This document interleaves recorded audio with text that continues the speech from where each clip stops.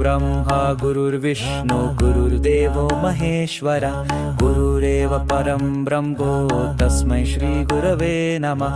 स्थावरं जङ्गमं व्याप्तं यत्किञ्चित् सचराचरं तत्पददर्शितं येन तस्मै श्री गुरवे नमः। चिन्मयं व्यापि यत्सर्वं त्रैलोक्यं सचराचरं तत्पदं दर्शितं येन तस्मै श्री गुरवे नमः।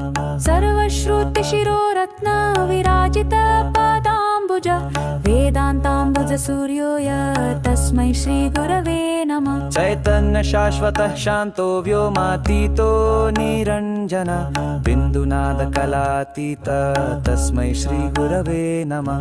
ज्ञानशक्ति स्मारूढ तत्त्वमाला विभूषित भुक्तिमुक्तिप्रदाता च तस्मै श्री गुरवे नमः।